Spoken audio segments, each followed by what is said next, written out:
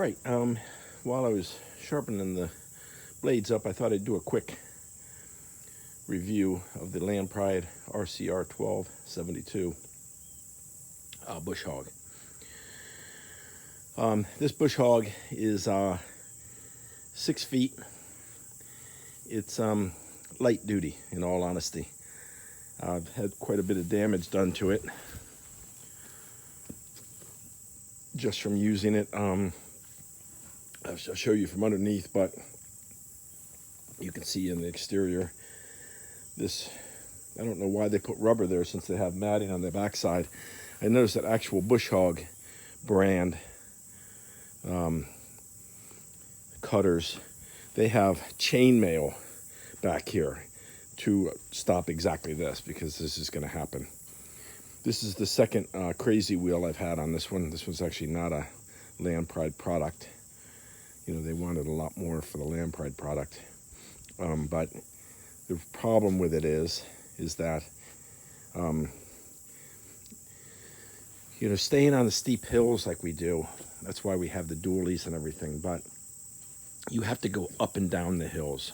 Going across the hills, as you have seen if you've followed the channel, it tears up the discs that hold these bolt-on or clamp-on dualies.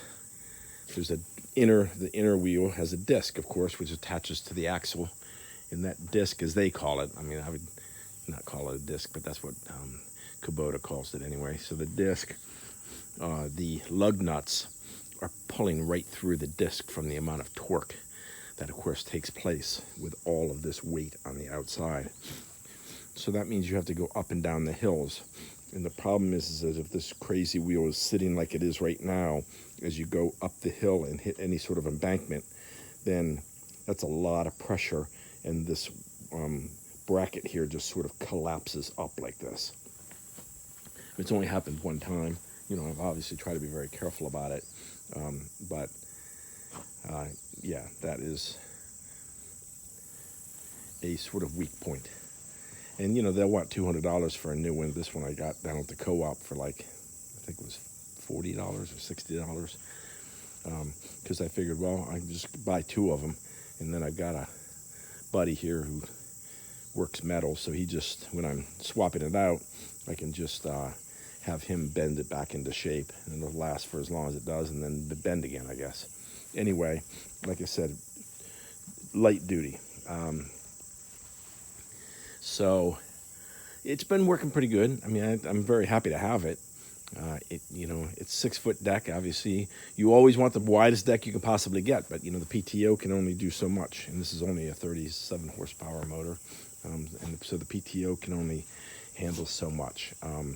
But I'm pretty happy, you know, with it. I mean, this is, you can see the creasing right here. That's what I'll show you underneath, and then there's quite a bit of creasing here too, and that even has has a reinforced structure to it, but you can still see probably how it's, you know, how it's been bulged up here. You know, what happens is that you go over trees or whatever, and they get stuck between the blade and the you know, the top surface of the bush hog, and then you know, they just bang in there, and that's really what that damage is from. This damage back here is actually probably from rock, the shale rock, as I'm backing up the hills. I don't know, but I think that's what that's from, is probably backing into you know, shale rock. Obviously, I try to avoid it, but sometimes you just can't lift the bush hog up high enough, or you know, you don't see the rock because of the height of the grass, and you bang into it and it sort of tears it up. This device right here, you may notice, I'll just let you so this device is actually for my mower decks.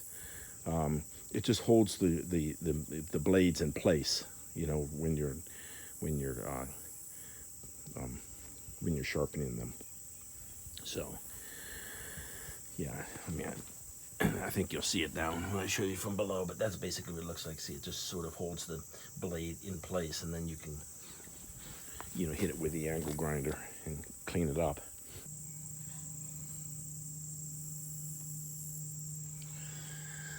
right, while I'm under the bush hog,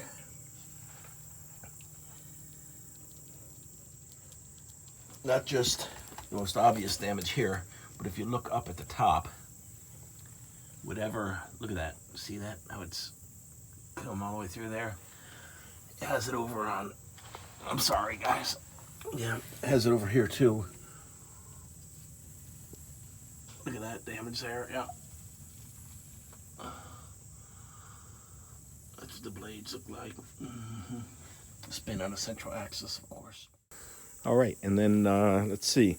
As far as maintenance, you can see I've had to change this bolt out. It had like a, I don't know if you'd call it a splint or a pin, or anyway, yeah, it was sort of a metal pin that went in there that held the original Land Pride version on. Anyway, this Zert obviously does this shaft. There's a Zert here on the wheel itself, and that takes care of this shaft. There are two little entrance points here, or gates right there. Just one of them, you know, they just have two so that it's more easy to access, but there's a Zert that's on that PTO shaft on that side. Now for some reason the front side doesn't have it has a hole that looks like you would access it, but there's no Zert on there to do that side of the shaft. And it's a little bit confused why there isn't one, but there isn't. So that's it. And then you know, you can see how it attaches the 3-point to the tractor, and then with the PTO, of course, it turns it. Pretty easy, huh? So anyway, just a quick review of the RCR 1272 while I was kind of cleaning it up.